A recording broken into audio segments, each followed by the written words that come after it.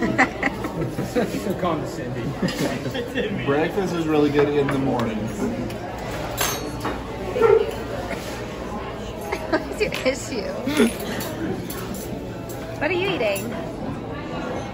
Grilled chicken. Thank you. All right, carry on.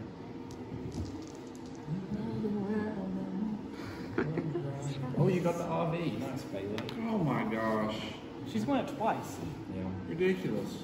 Ridiculous. Eli, I'll give you $200 for the check. All right, so I'm back. I'm in my comfy clothes, in my sweats, and I'm ready to make some muffins. So I'm making apple cinnamon muffins, and they're really healthy and really easy.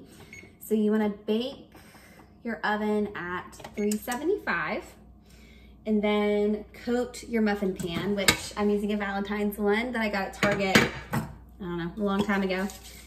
Coat your muffin pan.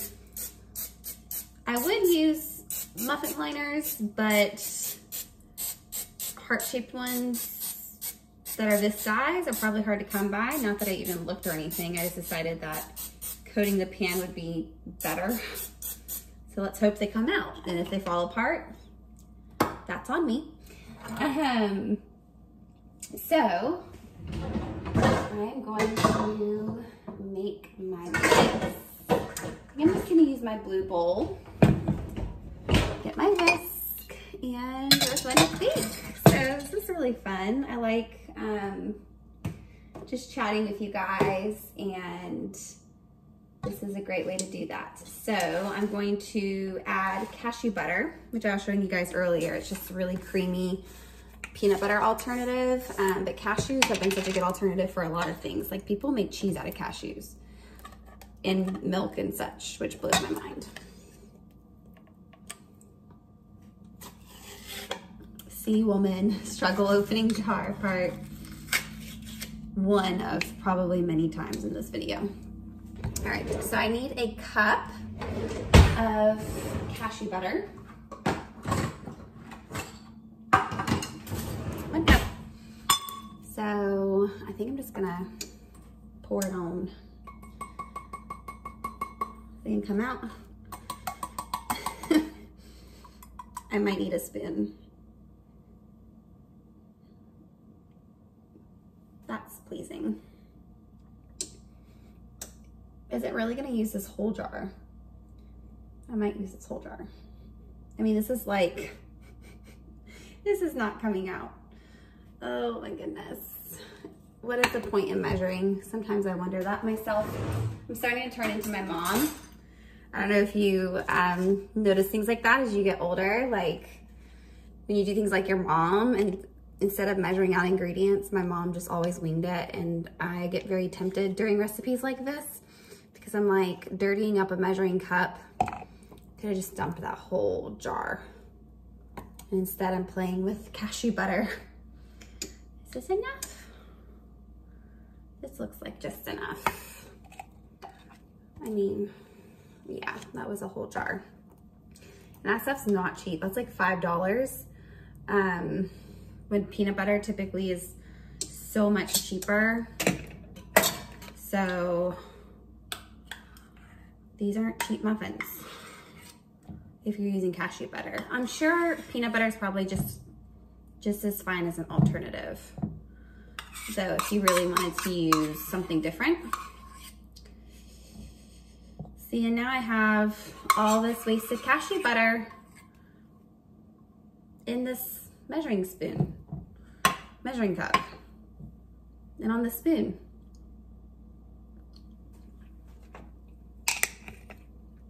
That's good though. Okay, next I need my applesauce, which I only need 2/3 of a cup. And I'm just gonna throw it in this cup. I already dirtied it up. I'm not gonna use a 1/3 cup. I'm gonna wing it. This looks like 2/3 a cup to me, so 2/3 a cup is not even a lot. Just sweet enough. What I like about cashew butter too, it's not as strong as peanut butter.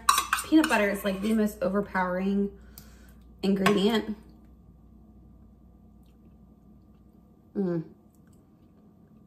Applesauce and cashew butter is that is a combination. Okay, eggs. So you need 2 eggs, which I have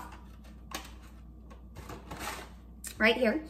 And like part of me wants to like talk to you guys about like what's going on in my life and like something inspiring, because I have like a message that I'm preparing for college ministry this Wednesday that I would love to talk to you guys about. But then again, I know I'm going to be distracted by things like cracking eggs.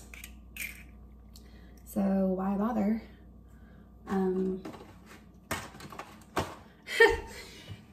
Maybe I can try. Maybe when I'm like spooning the mix. Ugh, did you hear that? Sounds nasty. Maybe when I'm spooning the batter into the pan, I can practice my little message on you guys. So I'm just kind of whisking the eggs into the cashew butter and applesauce. Just to kind of see how creamy it's gonna turn out. It's very creamy, actually. It's not as tough as like normal peanut butter would be. Okay, so I have cashew butter, applesauce, eggs. I just whisked it. And now I'm gonna add in the vinegar, which is crazy, right? Vinegar, funny story. So I don't know if taking vinegar every day is actually helpful to keeping you not being sick. Like people swear by it. So I do it like every day, every other day. I made Eli do it the other day and he threw up. So we won't be doing that again. So it only says 1 teaspoon of apple cider vinegar. So it's not like you use a lot of apple cider vinegar, just enough of it. Only thing is like, I have a little dilemma. I'm gonna do a little bit more than a teaspoon. I have a little dilemma because I'm using baking powder instead of baking soda. And if you do that, you have to use more baking powder than soda. And it has to have a good enough acidic components to have a reaction. How do I know this? Not because I'm a nerd, but because I literally just spent a solid 30 minutes looking it up. So I didn't have to go back to the grocery store to get baking soda. I have to use baking powder. So I just added in the vinegar, vanilla extract. I need, how much vanilla extract do I need? 1 teaspoon.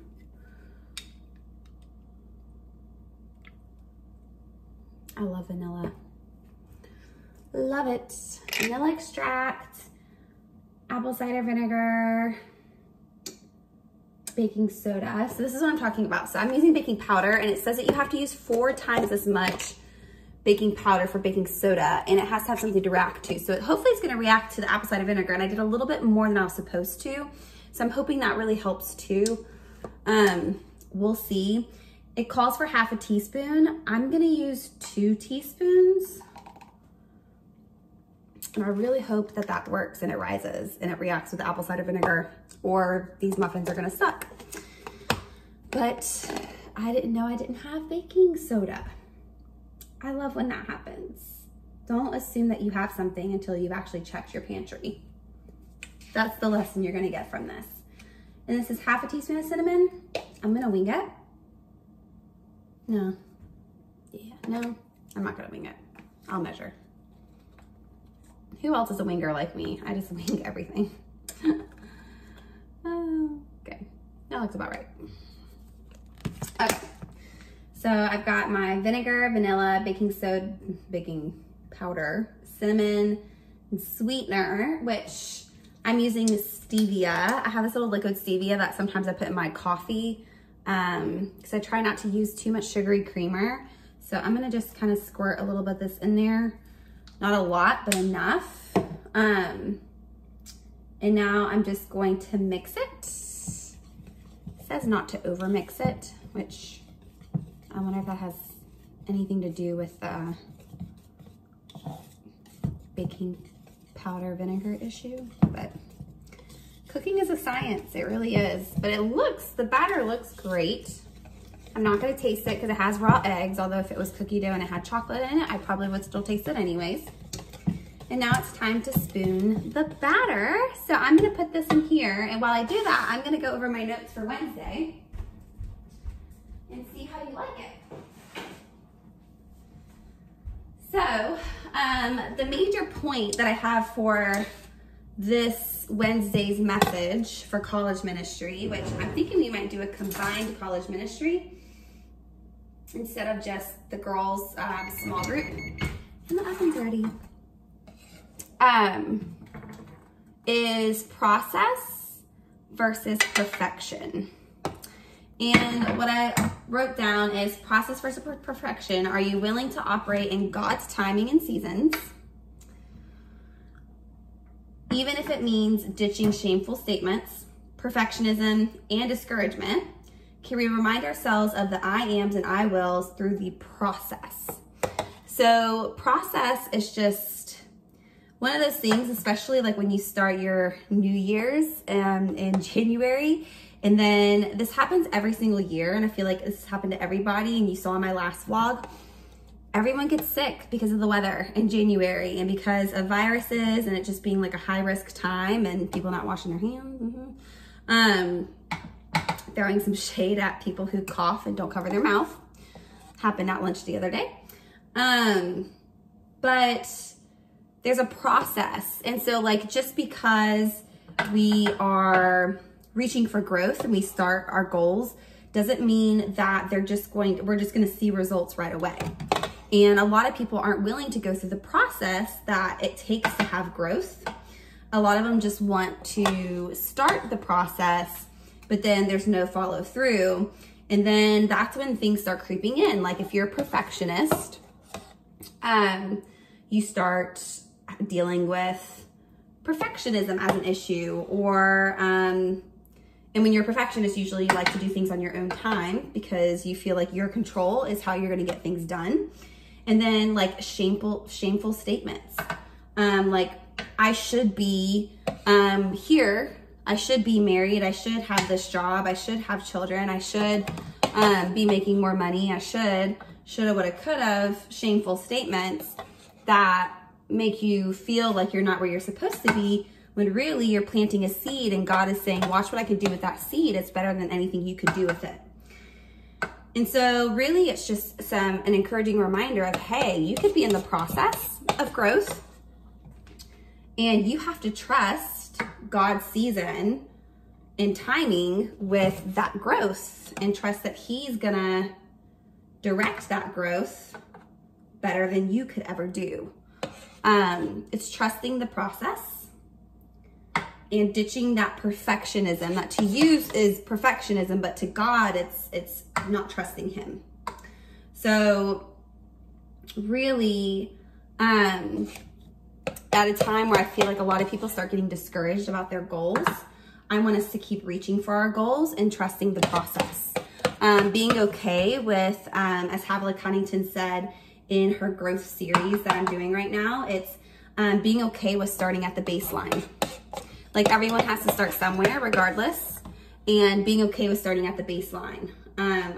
So that's kind of my my whole message. It's just that right there. As I'm spooning muffin mix into my pan, and I measured out perfectly, even though I winged some of it, because I filled all 12 and didn't have like any leftover batter. And that never happens.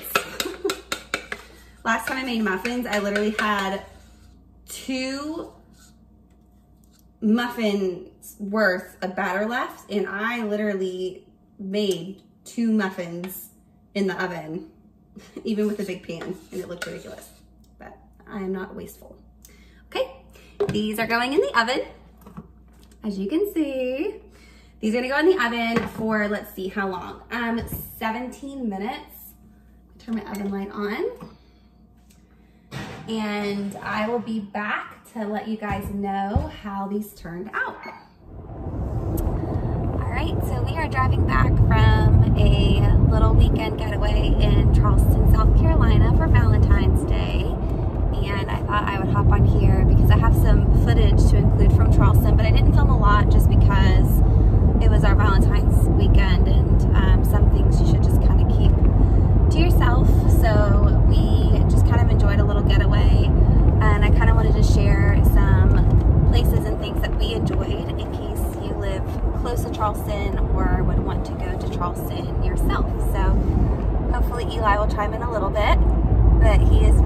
driving in some traffic, so I don't want to distract him too much. But there's the husband shout out of the video. So for us, it's only a 4-hour drive, and it's pretty easy except for the fact that there are quite a few lights on the way. So sometimes you can get in a little bit of traffic, and it's not as smooth as the interstate. One minute you're going right now. Yeah, 1 minute you're going 60, 70, and then the next you're going 40 in a town. So it's a little annoying, but we got there around lunch yesterday, and I actually picked out where we were eating this time, and we went to a place called Vickery's in Mount Pleasant, and I actually really like Mount Pleasant. It's right before you get on the bridge to Charleston. Do they consider Mount Pleasant Charleston? Kind of? Yeah, sure. It's like a suburb of it. It's really close to the bridge, but it's on the water. And I think one of my main tips if you're going to go to Charleston is you just need to be on the water as much as possible. And this day we actually were on the water pretty much the whole time. But Vickery's is on the water. It's won awards for being the best lunch spot. Their seafood's very fresh. Eli had fried shrimp, and I had a seafood Alfredo. So all the carbs, and it was delicious. And it was good. I mean, like, it's definitely on the pricier end for lunch, but it's worth it when you're on vacation. So then we went downtown Charleston, which is about 15-20 minutes from the restaurant, and that was really, really awesome. King Street, of course, is like a must for shopping. So There's we so went. many people there. There were a lot of people. Yes. So we parked in a parking deck on Queen Street, and it was this really cute little pink parking deck. It was only $5 to park, and we were able to go to King Street for quite a few hours and walk around. And you don't really realize how much walking you do until you go up and down, and then you're pretty much done. You're tired. You're ready to leave. But yes, King Street shopping is a must. Lots of palm trees, lots of really nice stores with a lot of pretty things, and that always makes a girl really, really happy. Yeah. So then we grabbed some juice and a smoothie from a little place. I don't know what it was called. It was on King Street though. It's called Beach. It was called Beach, B-E-E-C-H. Yeah, too easy. Yeah. Just to kind of recharge a little bit, and we headed to our friend's house in Folly Beach, and they actually have a house on the water. So we got lucky. We were gonna get like a Groupon deal and get a hotel, which I found a good hotel deal, not in Charleston, but was it also in Folly? I'm trying to think. One of the beaches around Charleston, on the beach for a really good deal. So if you're wanting to look for good hotels by the water, Groupon is always really good. We've done good with Groupon for a while. But yeah, we stayed at a house on the water, and like I said, I feel like you maximize your experience when you stay on the water. Yeah, in Charleston, everything's on the water, so you can get to the water. So it's pretty easy, but of course it's going to be pricey. We just got lucky because we have friends. So we went to their house, and they do have a boat. So we got to go on a boat ride, which was a highlight because we got to see dolphins. It was cold and windy, but it was cold and windy, but it was still not awful. I feel great. like it's It still was been a mild winter compared to other places. So like our cold is in the 40s and 50s. Other people's cold is below 30.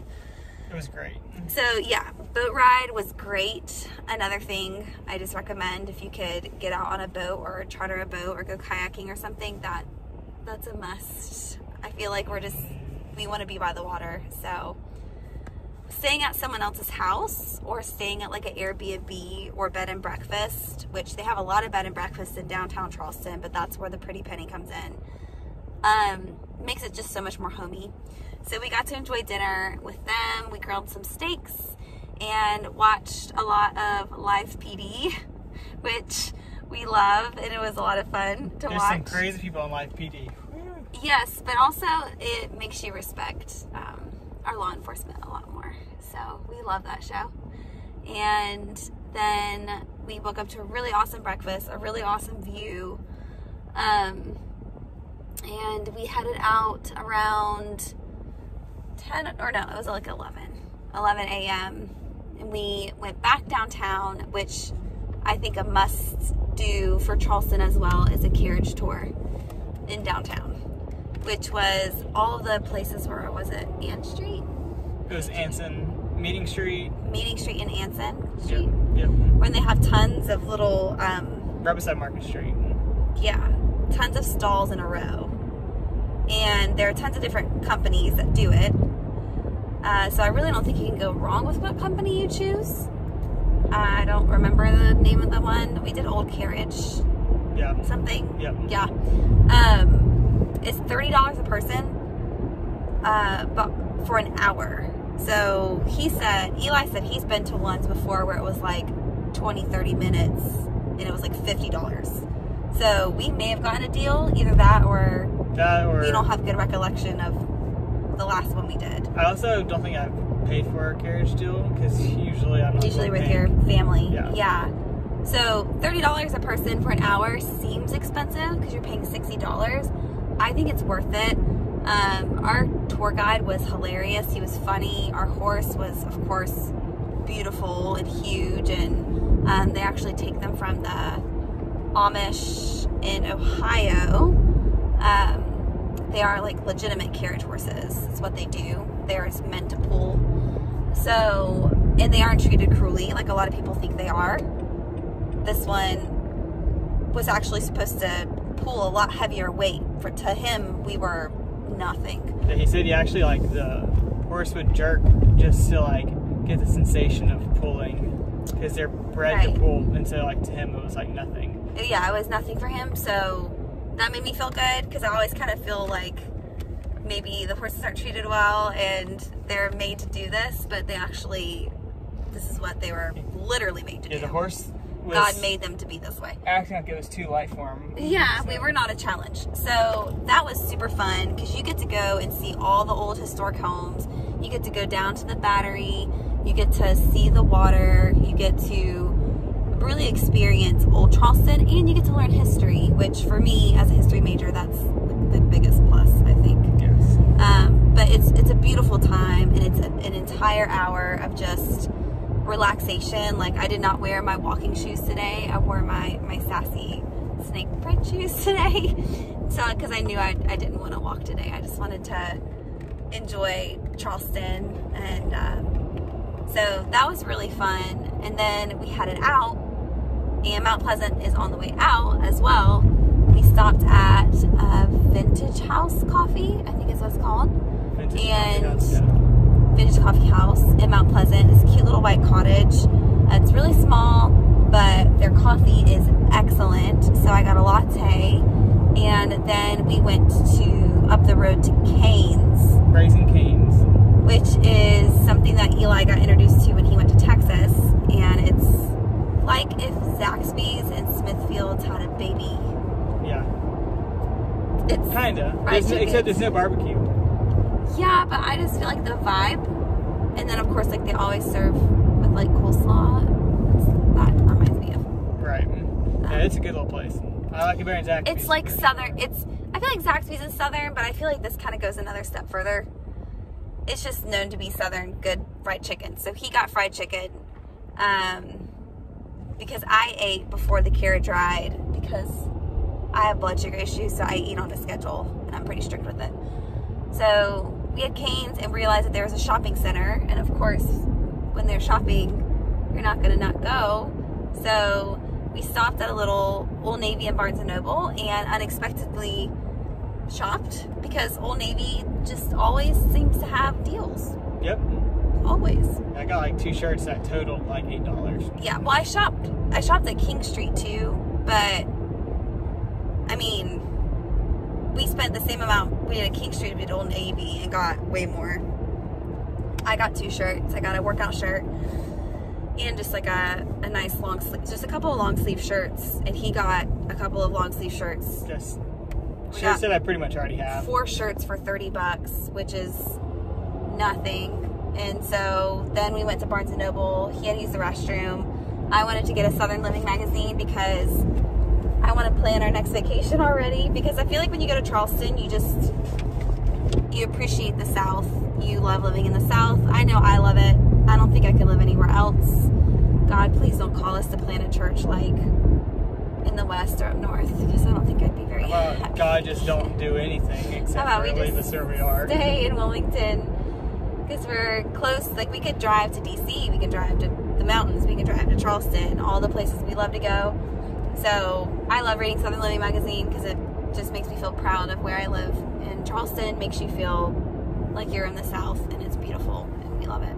So that was a little recap of our trip and a couple of like must-do things when you go. We just went on like an overnight. We're not staying for multiple days, even though we wish we could, but we do have church, and we do have a church family to get back to. So that means we need to get to bed tonight early. You have an early morning tomorrow. Are you playing tomorrow? Am I? I don't remember. I honestly don't remember. I think I am though. Jared doesn't watch this and go, well, you don't know. Yeah, I know I am. Now that I think about it, yes. He tends to do worship and volunteer coordinating all on the same Sunday, and set up and tear down teams and all that. So Sundays are huge for us and our family, because we are pastoral family, so we do a lot. And then for me, I do children's ministry. So I don't wake up as early as he does, but I do go and set up. So yeah, getting back from our little weekend getaway, even though it was one night, I still feel like we did a lot of good stuff. That was great. So it's an easy trip. It's an easy day trip. Yeah, I'll insert some videos of like our boat ride, and I think I got some carriage ride in there. Just a couple of little snippets of the beautiful Charleston, South Carolina, and I will get back with you guys later.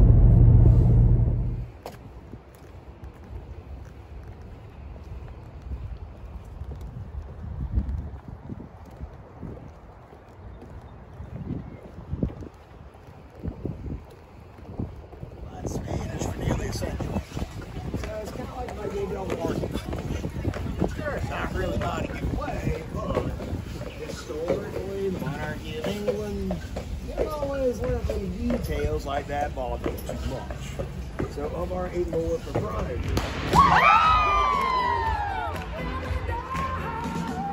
We are family.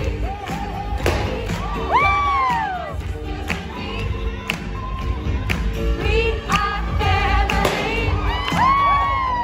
Get everybody to sing. We are family. I got all my sisters with me. We are family.